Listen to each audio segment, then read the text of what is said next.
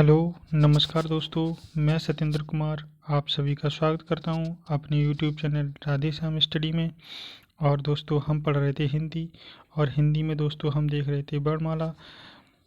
और हमने अभी तक दोस्तों स्वर पढ़े थे, और जितनी अच्छी तरीक़ा से हमने स्वर पढ़े थे उतनी अच्छी तरीक़ा से दोस्तों आज हम व्यंजन पढ़ने जा रहे हैं, और व्यंजन को भी उतनी अच्छी तरीक़ा से हम पढ़ेंगे। दोस्तों देखते हैं हम स्वर की सहायता से बोले जाने वाले वर्ण व्यंजन कहलाते हैं। प्रत्येक व्यंजन के उच्चारण में आ स्वर मिला होता है। आ के बिना व्यंजन का उच्चारण संभव नहीं है। परंपरागत रूप से व्यंजनों की संख्या 33 मानी जाती है। स्पर्श व्यंजन का से मा तक हैं। का से मा तक जो दोस्तों होते हैं वो स्पर्श व्यंजन होते हैं। उन्हीं को हम कह देते हैं वर्गीय व्यंजन। क्या कह देते हैं दोस्तों? वर्गीय व्यंजन। जैसे मैंने ये पूरी तालिका बना रखी है दोस्तों। जैसे का वर्ग कंठ से बोला जाता है तो वो हो गया कंठ व्यंजन हो गया दोस्तों। ता वर्ग है वो तालु से बोला जाता है तो तालव्य व्यंजन हो गया। टा वर्ग है मूर्धन्य व्यंजन है, यानी मूर्धा से बोला जाता है तो यानी उसका उच्चारण स्थान मूर्धन्य है, मूर्धन्य हो गया। ता वर्ग है, ता वर्ग दंत से बोला जाता है तो यह दंत व्यंजन हो गया वो। पा वर्ग है, पा वर्ग ओंठ से बोला जाता है तो वो ओष्ठ व्यंजन हो गया। आगे देखते हैं दोस्तों, इन्हीं को हम स्पर्श व्यंजन भी कहते हैं। ये तो हमने पहले ही बता दिया। नोट: कुछ विद्वान चा वर्ग को स्पर्श संघर्षी व्यंजन मानते हैं। दोस्तों इसको बहुत ध्यान से देखना।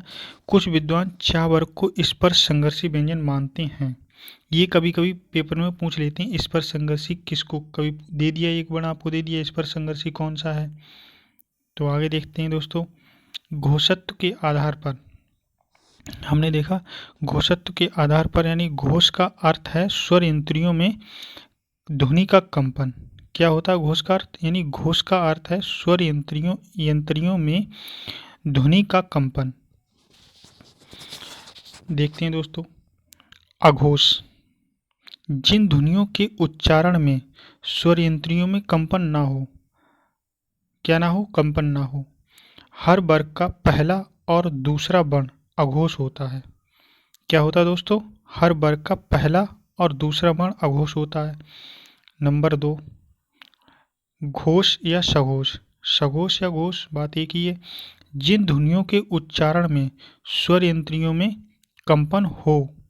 जिन ध्वनियों के उच्चारण में स्वर इंद्रियों में कंपन हो उनको क्या कहते हैं? हम सघोष कहते हैं। और हर वर्ग का तीसरा, चौथा और पांचवा व्यंजन सघोष होता है। सघोष या घोष होता है दोस्तों।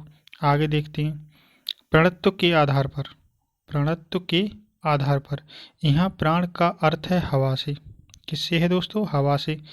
जैसे नंबर 1 आता अल्प प्राण: जिन व्यंजनों के उच्चारण में मुख से हवा निकले, मुख से कम हवा निकले। जिन व्यंजनों के उच्चारण में मुख से कम हवा निकले, ठीक है। हर वर्ग का पहला, तीसरा और पांचवा व्यंजन क्या है? अल्पप्राण होता है। हर वर्ग का पहला, तीसरा और पांचवा व्यंजन अल्पप्राण होता है।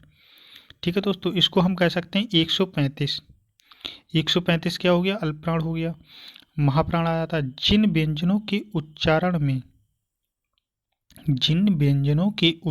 में मुख से अधिक हवा निकले।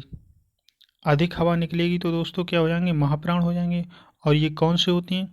हर वर्ग का दूसरा और चौथा व्यंजन क्या होता है दोस्तों? महाप्राण होता है दोस्तों। ठीक है दोस्तों, आगे की कार्रवाई हम अगली वीडियो में करेंगे दोस्तों। मेरी वीडियो आपको अच्छी लगी हो तो मेरे चैनल को लाइक और सब्सक्राइब करें दोस्तों। और बहुत बहुत धन्यवाद दोस्तों।